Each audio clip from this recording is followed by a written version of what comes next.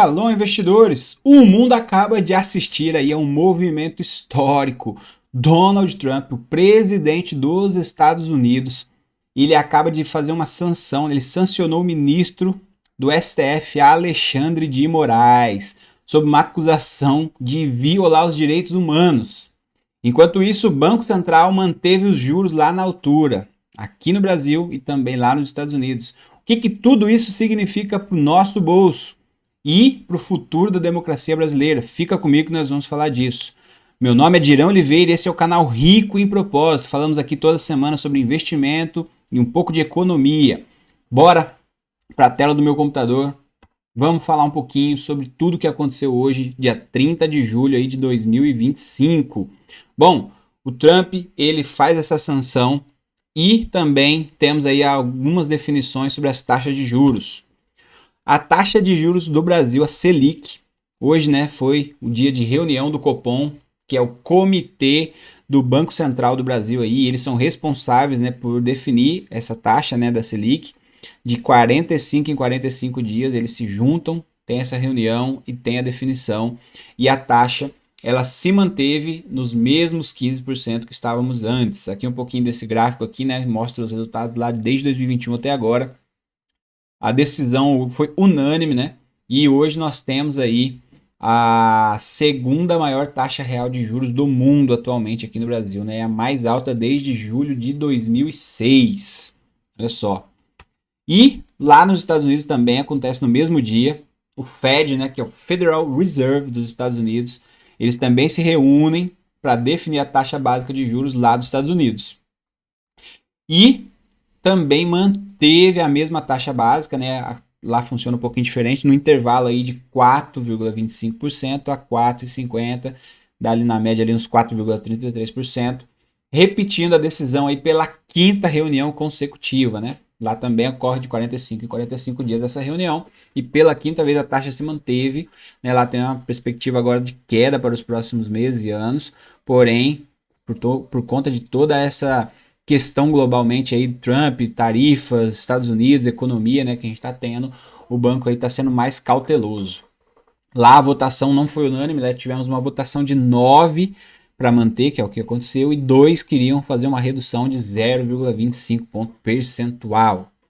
Bom, então temos aqui a conclusão, no Brasil seguimos aí 15%, valorizando muitas aplicações na renda fixa, investimentos aí CDB, CDI, o investimento tá bom, Nos Estados Unidos também tem essa perspectiva de corte aí, porém, a inflação aí tende a desacelerar um pouco e a economia se fragilizar, Acaba que o dólar tende a ficar um pouco mais forte, Fica um pouco mais difícil o investimento nos países emergentes. Mas a grande bomba do dia, ela veio lá dos Estados Unidos, O nosso presidente aí, o presidente Donald Trump dos Estados Unidos, ele invocou a lei Magnitsky, eu acredito que é assim que pronuncia, que é usada para punir ditadores e corruptos. E ele sancionou o ministro Alexandre de Moraes, do STF, Isso significa aí que se o Moraes tiver bens ou qualquer tipo de movimentação nos Estados Unidos, vão ser congelados. Além disso, também empresas americanas estão possibilitadas de negociar com ele. Bom, e na prática, vamos aqui para a tela do computador de novo. O que é essa lei? Lei Magnitsky.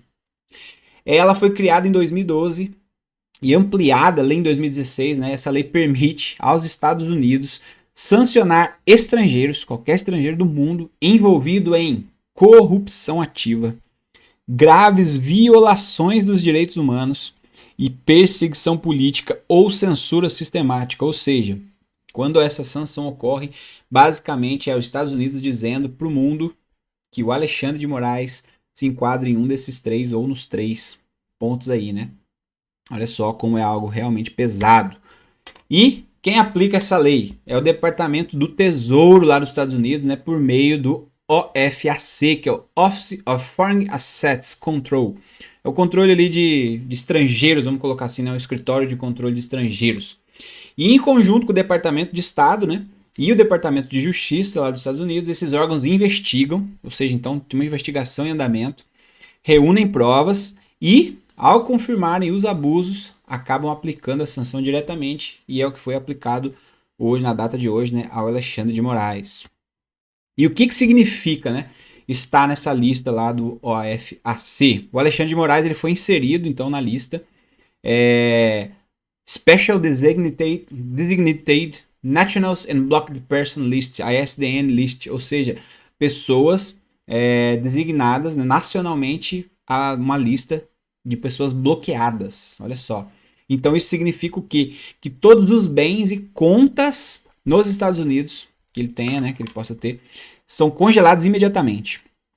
Existe uma proibição na transação com cidadãos americanos ou empresas americanas. Empresas americanas aqui no Brasil também elas vão ter essa proibição de ter relacionamento de transação. Também um bloqueio no sistema financeiro internacional, que é o SWIFT, olha só.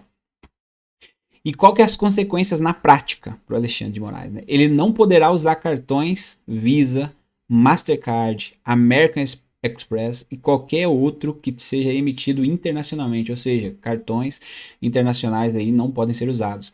Ele não pode manter vínculos com nenhum banco que seja internacional, ou seja, bancos que, né, operam nos Estados Unidos, também tem aqui no Brasil, bancos internacionais, não poderá ter vínculos nenhum. Se ele viajar, ele pode ser detido ou deportado de países que sejam aliados dos Estados Unidos. E olha só, qualquer empresa ou banco que fizer negócio com ele pode ser punido pelos Estados Unidos. Como, né, que seria isso? Como é que fica então os bancos brasileiros? Se continuar operando, vamos pegar algum banco aí nacional que tem algum tipo de ação lá nos Estados Unidos, investimento, não sei, ligação, qualquer que seja, eles podem perder acesso ao dólar, acredito que nenhum banco vai querer isso, né?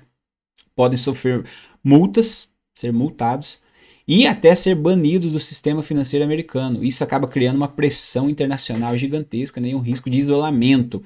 E eu acredito que nenhum banco, nenhuma empresa vai querer correr esse tipo de risco, né, uma vez que, né, esse anúncio aí de forma global vai se espalhar, né, já tem se espalhado por todo mundo. Eu acredito que não vão correr o risco, né, de se envolver de fato com o Alexandre de Moraes, descumprindo essas ordens aí da lei, né.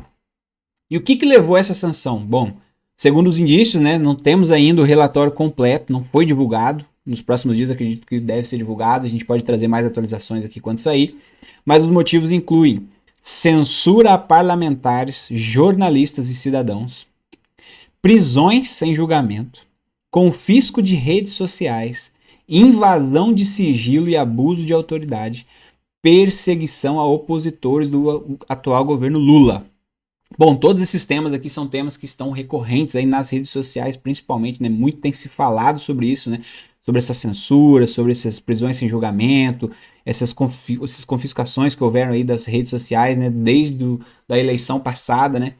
Do ano passado, também dos anos anteriores. Muito tem se falado sobre isso, então todos esses pontos citados aqui são indícios, né?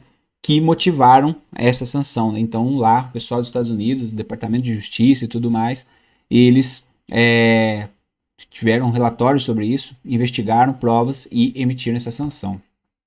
E o que significa isso para o Brasil?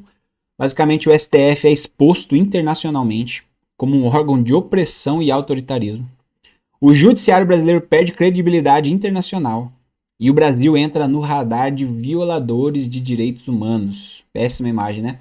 E possíveis retaliações diplomáticas e econômicas podem acontecer. Então, basicamente, isso gera um impacto na imagem internacional, né? O uso dessa lei aí contra uma autoridade brasileira acaba colocando o Brasil num foco bem negativo nos relatórios de direitos humanos. Pode abrir um precedente perigoso para que outras democracias comecem a questionar a atuação de autoridades brasileiras, né? Uma tensão diplomática pode ocorrer também. O gesto dos Estados Unidos pode gerar uma crise, basicamente, democrática, diplomática também, com o governo brasileiro. Isso pode afetar acordos, investimentos e até relações comerciais. Algum reforço de narrativas internas também, né? O episódio ele pode ser utilizado aí politicamente. Vai ter grupo aí que se opõe às ações do STF, vai ter grupo que vai se opor a essa ação dos Estados Unidos e acabar defendendo. Então, pode trazer aí muita diversidade nesse sentido, né? Acaba fortalecendo também o discurso de um abuso de poder por parte do judiciário, né? E pressão sobre o STF e as instituições brasileiras pode haver uma pressão interna e internacional por mais transparência e responsabilidade. Isso acaba que seria até bom, né, ter mais transparência sendo cobrado aí dos nossos poderes, né, judiciários. E o caso também pode estimular debates sobre o limite ali, né, do ativismo judicial, a necessidade de um equilíbrio entre os poderes. Basicamente tudo isso vai de fato ainda ter muito o que ser dito, né, nos próximos meses, aí, nos próximos dias, até o ano que vem também, ano de eleição. Então vamos ter muita coisa para falar, para comentar, vamos esperar esse relatório ser publicado, vamos ver como é que vai ser o posicionamento nos próximos dias, vamos ver como é que vai reagir a bolsa, né, como é que vai abrir o pregão amanhã, uma vez que isso acaba trazendo um impacto, né. Acredito que os outros ministros do STF também podem, né, dependendo, ter que tomar uma posição, um lado ali, dependendo, podem também sofrer algum tipo de sanção, né, dos Estados Unidos. E também, para finalizar, nós tivemos aí hoje a assinatura, hoje dia 30 de julho, a assinatura do presidente Trump sobre as taxações, né, de produtos exportados aqui do Brasil para os Estados Unidos, em 50% realmente, principalmente aí café, carne e frutas no geral. Bom, alguns foram acordados que não entraram, né? Por exemplo, a laranja, né? O consumo da laranja ali, produtos da linha de avião, parte né, da Embraer principalmente ali, componentes de avião, também a parte de petróleo, derivados de petróleo, algumas commodities, isso não entraram na taxação, acabou que, né, teve uma redução aí, foi de certa forma positiva. E o que a gente pode esperar disso para os próximos dias aí, né? Bom, basicamente aquilo que sofreu esse impacto, né, a carne, principalmente o café, algumas frutas, né, acredito que deve diminuir o envio para fora. Isso pode fazer com que o preço, né, a curto prazo aí no Brasil venha a diminuir. Então pode ser até de certa forma entendido como um ponto positivo, porém a médio e longo prazo eu acredito que, né, quanto mais essas empresas, esses produtores vão continuar produzindo, por quanto tempo isso vai aguentar, né, e isso economicamente, para o PIB, de forma geral, para a economia do Brasil, tende a ser ruim, né? Então teremos que acompanhar, ver como é que isso vai reagir, como é que o mercado vai reagir. Para nós que investimos, acaba que isso não muda, né? O jogo segue de diversificação de mercado, acompanhando, mas vamos ainda ter muitas notícias nos próximos dias. E se você gosta desse tipo de conteúdo, se inscreve aqui no canal, dá um like aí que nós vamos continuar trazendo atualizações e vamos falar muito sobre investimentos aí, ainda de forma prática, simples, te ajudando a investir o seu dinheiro. Beleza? Falou, Deus abençoe.